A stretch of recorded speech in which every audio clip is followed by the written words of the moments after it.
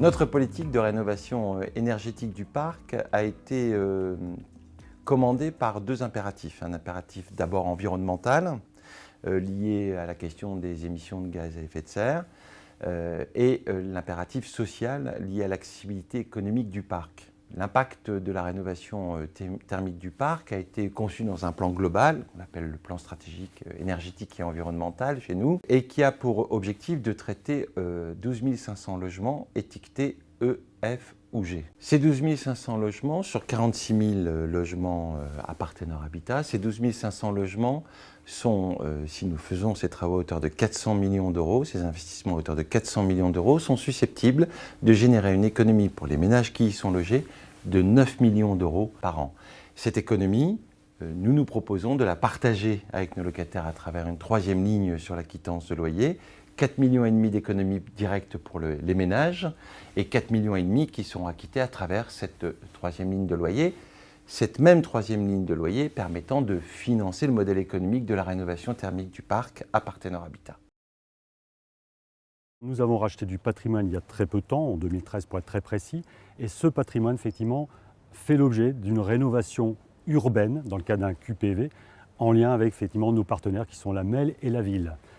À partir de là, nous avons identifié un certain nombre d'éléments qui constituaient des obligations de bailleurs. Nos principes, c'est de mettre ce niveau de patrimoine au même niveau que notre patrimoine actuel et apporter effectivement des réponses en termes de services aux clients. Une opération de réhabilitation lourde sur l'os, 248 logements au total. Sur ces 248 logements à terme, une partie sera démolie, c'est très faible, c'est 40 logements.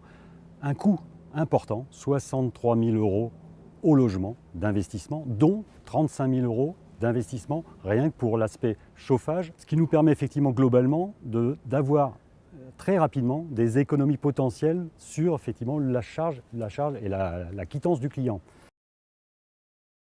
La première chose, c'est que nous sommes capables effectivement d'identifier logement par logement les charges précises que payent chaque année, et chaque acompte évidemment, nos locataires. Ça, c'est le premier élément. On a travaillé effectivement sur une réhabilitation qui a comme objectif de réduire un certain nombre de charges qu'on avait identifiées dès l'origine. Chauffage, éclairage des parties communes, nettoyage, etc. À partir de effectivement ces éléments-là, nous avons mis en place une saisie qui va se faire effectivement tous les ans lorsqu'on fait la régule de charge.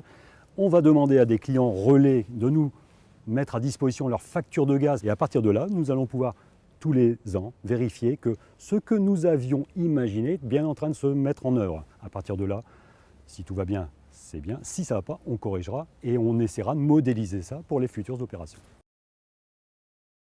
Le grand changement, c'est surtout le chauffage qui était collectif et qui est devenu individuel. Donc on gère soi-même le chauffage, on gère la température avec beaucoup moins de consommation. Parce que grâce à l'isolement, les bardages, on consomme beaucoup moins. Tout l'hiver, j'ai eu 19,5 degrés chez moi. J'ai pratiquement presque pas allumé.